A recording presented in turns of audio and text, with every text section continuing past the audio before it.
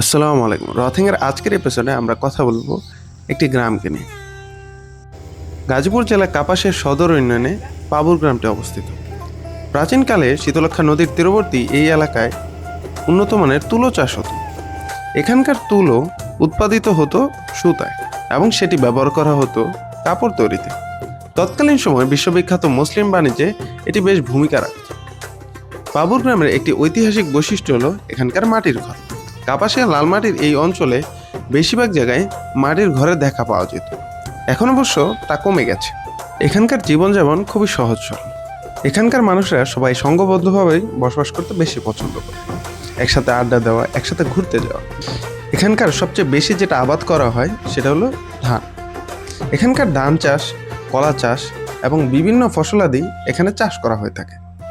এই অঞ্চলটা একটু উঁচু নিচু হওয়ার কারণে এখানে সবচেয়ে বেশি যেটা জন্মে সেটা হচ্ছে বাঁশ। এই অঞ্চলে বেশিরভাগ জায়গায় মুরগির খামার দেখা যায়, এখন অবশ্য কমে গিয়েছে। এই অঞ্চলে রসালো ফল হিসেবে আনারসকে বিবেচনা করা হয়ে থাকে। ইতিহাস থেকে জানা যায় পাবুর এলাকাটি ব্রিটিশ আমলে নীল চাষের জন্য বিখ্যাত ছিল।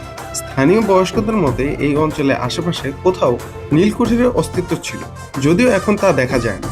পাবুরের খুব কাছে টোক ইউনিয়নে অবস্থিত উলুসারা জমিদার বাড়ি। এই জমিদারদের প্রভাব পাবুর গ্রাম পর্যন্ত বিস্তৃত ছিল। স্থানীয় প্রশাসন ও সামাজিক কাঠামোতে এই জমিদার পরিবার বড় ভূমিকা রেখেছিল।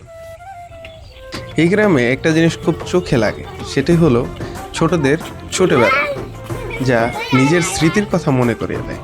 ছোটবেলায় ঘুরে বেড়ানোটা সবারই স্বপ্ন থাকে, কালের বিবর্তনে তা হয়তো হয়ে ওঠে তেমন করে। এখানের অনেক জায়গায় লাউ চাষ করা হয়ে থাকে, কোনো কোনো জায়গায় ধান চাষ করা হয়ে থাকে, আবার কোনো কোনো জায়গায় বরইও চাষ করা হয়ে থাকে।